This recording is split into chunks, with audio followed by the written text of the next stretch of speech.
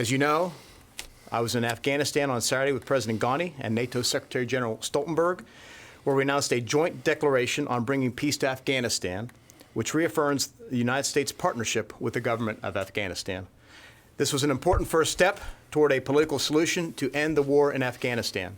And when will it begin? And can you give us a timeline? There's been some reports of 3 to 5 months. Is that correct? And then we're in day 2 right now, day 2, hour 39, and we got to work our way through that. Our commitment under the agreement was to enable, to facilitate that exchange of persons between the Taliban and the government of Afghanistan.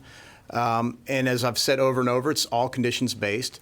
But we are going to show good faith and begin withdrawing our troops. And we can stop that at any moment. We can pause it based on, again, changing circumstances. Will be for the 14-month withdrawal period, or proceeding with that. And what we'll do is we'll go to 8,600 and we're going to stop and we'll assess the situation, not just tactically on the ground, but also are all the parties living up to their obligations, their commitments? Are they acting in good faith and showing good effort? And I don't want to get too far ahead of us at this point, but we'll go to that point and we'll assess the situation.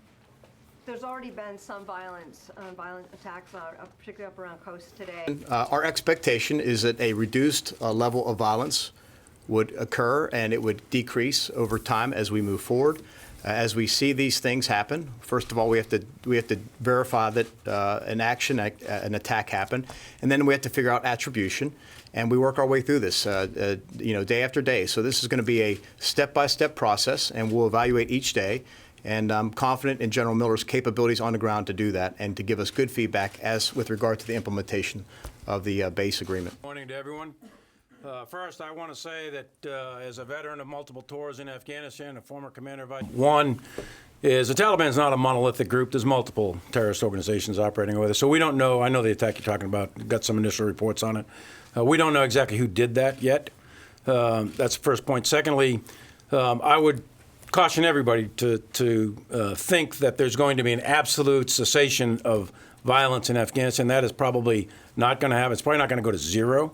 So this is a significant step forward, this agreement, and it's going to lead to inter-Afghan dialogue, and it ultimately leads to a peace agreement. But to think that it's going to go to zero immediately, that probably is not going to be the case.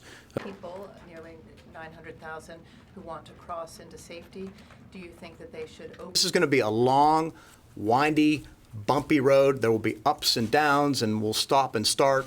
That's going to be the nature of this over the next days, weeks, and months. And so I'm not going to get too excited about what happens at the moment. We're just going to deal with each situation as it arises and make sure we stay focused on the mission. The mission here, again, number one, is to make sure Afghanistan never again becomes a safe haven for terrorists to attack this country. We've been very successful for the past 18 years for doing that. And then number two, support our Afghan partners in the process. And then number three, again, as we can, bring our troops home, withdraw our presence in the country. But that's our commitment. That's what we intend to do. And we're going to stay focused on that because at the end of the day, the best path, if not the only path forward, is through a political agreement between the warring parties.